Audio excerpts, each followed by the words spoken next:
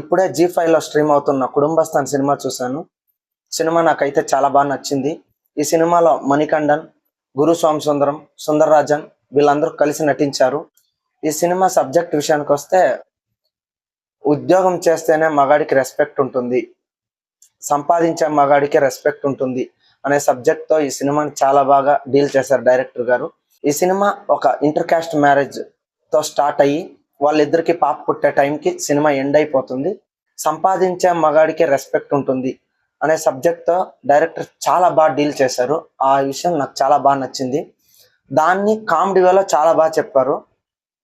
సంపాదన లేకుంటే రిలేషన్స్ ఎలా బిహేవ్ చేస్తారు, రిలేషన్స్ ఎలా చూస్తారు, మన గురించి ఎలా మాట్లాడుకుంటారు, సంపాదన ఉన్నప్పుడు ఎలా మాట్లాడుకుంటారు, సంపాదన లేకపోతే ఎలా మాట్లాడుకుంటారు, అవన్నీ చాలా బాగా చూపించారు.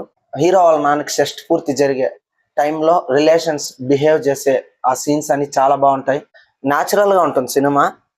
వాళ్ళ క్యారెక్టర్ బిహేవియర్ కానీ, నటించిన నటీనటుల పర్ఫార్మెన్స్ కానీ అన్నీ చాలా బాగా న్యాచురల్గా ఉంటుంది కాబట్టి మనకి సినిమా చాలా బాగా నచ్చుతుంది.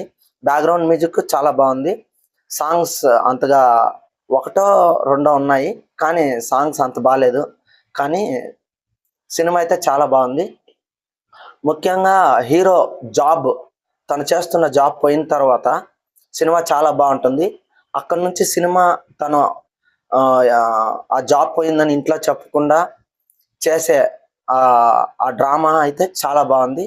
క్లైమాక్స్కి వచ్చేసరికి ఇంకా కొంచెం ఏదైనా చెప్పుంటే బాగుండేది అనిపించింది.